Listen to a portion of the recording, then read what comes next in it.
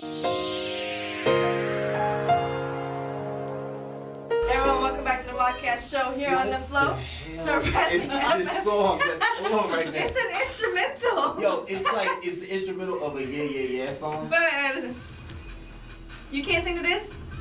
I know the original song. I know the original song though. I don't know what the original song is. The original song is the Yeah Yeah Yeah song. Yeah, it's I Don't Care by somebody. Here's what Shout out to Wildcats. This is so whack. It's an instrumental. It's just an introduction to our guest, even though now you made it seem like she's not that important. No, she's very important. She's very important, Yeah. and she actually has a wonderful meaning to her name. Okay.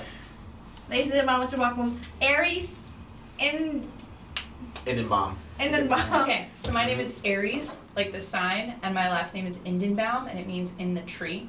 So you can think of the people who are my grandfathers as like weird squirrel people, if that makes you happy. Did I tell you she was gonna mess it up? Yeah. I did say I was going to mess Yeah. up. So Areis, also the goddess of war. war.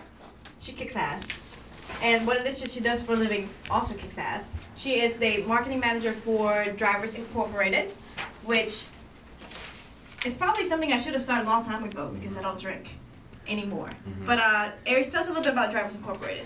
So what we do is we drive people home in their own car. So if you go to a bar, you have 3 or 4 or 5 or 7 or 12 drinks, and you realize that you should not be driving either A, because you don't want a DUI, because you don't want to pay that much money, you don't want to lose your job, or B, because you realize you might be an unsafe driver and might kill someone. Right. Or yourself. It's really hard for you to kill yourself. It's easier for you to kill other people as a drunk driver, which is evil. It is very evil. It's very evil. And so then you call us, we text you, and we're like, when do you want to get picked up?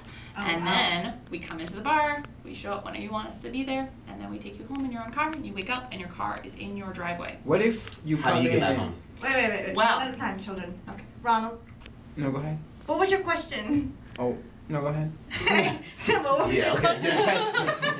How do you get back home? Okay, so there's 3 different ways you can get home. The first way is you have a bike, and you have a fold-up bike, and you fold up your bike, you bike to the bar, and then you put it in the client's trunk, or you do the same thing with a scooter, like a motorized scooter, not a Razor scooter, but like a Mississippi scooter. You take your scooter there, and then you fold up your scooter, and then you put it in their trunk, and the other way is you have an interceptor work with you. And so you have another person who picks you up either at the address, or there's someone who goes with you to the bar, and then follows you with the client. It depends on where you're going. So like if I drive you home to Woodbridge, Right, you're not going to want to. That is very far. So you will stay with the person's I house? think 11 o'clock at night. What? Right. So you stay over to the person's house? No, you don't stay over with them. No. I'll sleep You over have another driver No, take you back, or it's- you have another driver take you to another job.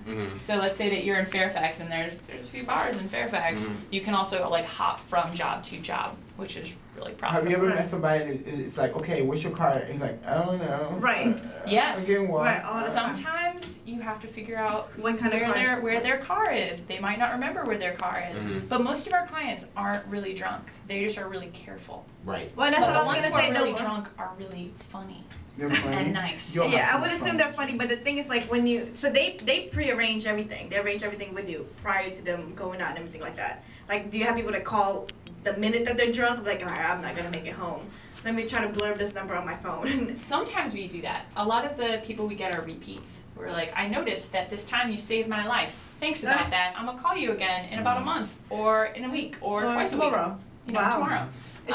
It depends on what their situation is. Now, how long have you guys been around? 5 years. Wow. Oh, wow. And can you tell us a story how this came about? So the owner, Steve, if you ever meet him, he's about like 6'5". He has like huge blonde hair, and he bikes everywhere. He has a tandem bicycle, which is for the company. Love the quotation. And Get that he quotation. bikes everywhere. Right. And what he did was he was going to school in North Carolina, and he was his friend drove about 3 blocks. He had to drive from the bar to his house. Right. And in between the bar and his house, he drove into a tree and completely destroyed his car, smashed straight into it. The friend was fine. Just rolled out of the car. But the car was totally trashed, like completely trashed. And the friend didn't get a DUI, but he destroyed thousands of dollars in the car. So she was like, I think there were easy ways this could be avoided, and especially in DC and in the greater DC area where like there's a drinking culture and there's a driving culture. It's easy for there to be a drinking and driving culture, and so we want to try to do is change that culture so it's something where people have FM and options. XM. So we are back, and Ronald, you have a new phone condom. A new what? A new phone condom. Oh wow, yeah, that shit is white. I was like, hey, you got a new phone? Said, no, you just got a new phone condom. Yeah. All right. So now we have our guest in the building. I'm gonna reintroduce him again, Dexter Kendricks. Welcome to the show, my dog. Thank you for having me. Oh yes, that sexy Dexter. voice, that radio voice. Like, you want to question my status? Wisdom within. Wisdom within acupuncture. Wisdom within. Shout out to Wildcat Show. All right, so Ronald said, Kat, you have to call this guy. He's awesome. So, wisdom within acupuncture. Dexter, what is this concept all about? Acupuncture essentially is a practice that's been around for over 5,000 years. Right. Basically, I work with patients who come in with different complaints, so to speak, either physical complaints or emotional complaints, and Now, what made you do acupuncture? Like, what? Tell us a bit about your background. What is it that you do right now? right now I'm an acupuncturist. You are acupuncturist. Yeah. So, what made you get into acupuncture? I got into acupuncture because I felt like I was kind of on the conveyor belt at my doctor's office. I would talk to him for 5 minutes. He would shove antibiotics. Or like, Now, are you a hypochondriac? Where you keep diagnosing yourself with others? My sister was like that. She was like, oh my God, I have a headache. I have this.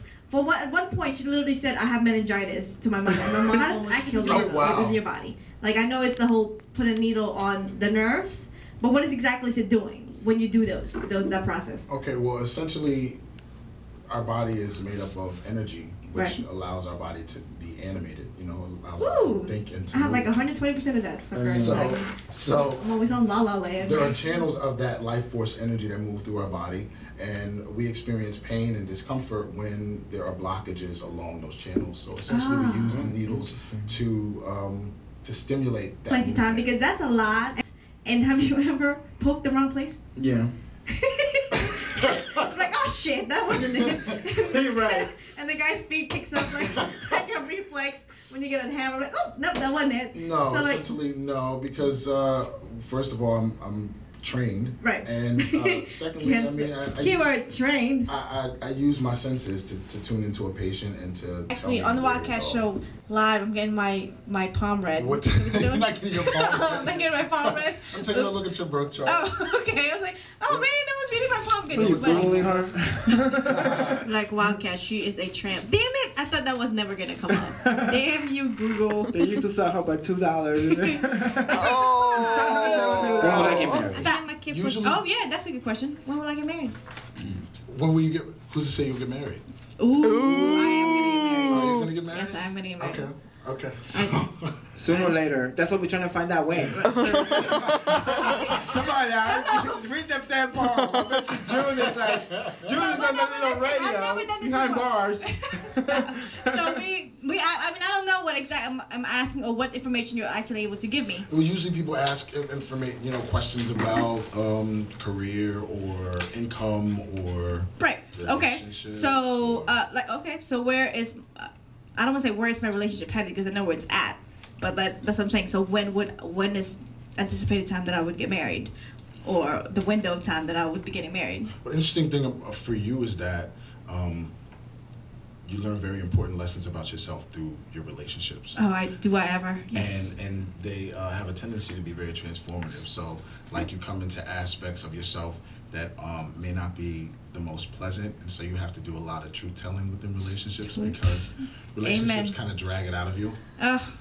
Some of your relationships may be long distance. That's right on the money. And a lot of your life's work is like about learning about intimacy and the appropriate boundaries. I do like, love sex. and Sorry, I know what the you mean. most pressing Okay. thing. Like since 2008, some things may be coming up, and you might have to come into contact with some aspects of yourself or some situations that you may have wanted to sweep under the carpet. But that now will be asking for your attention. His name is Chris. Oh. Damn you, Chris. Leave me under alone. the Stop carpet? testing me. Yeah. Stop texting me, it ain't gonna happen. You said under the carpet? Because he got her on the couch outside. Actually, no, he wasn't. He was sleeping under the carpet and he resurfaced recently. Okay. Yeah, Okay. because he's like, now I miss you. Like, get over yourself. Yeah. So You gained 10 pounds. some circumstances within relationships at this time that that are gonna force you to prove yourself or make some necessary changes. Oh, wow. Oh, that's it. That's So you also can schedule an appointment with me within that. With acupuncture. I get a free 5-minute reading.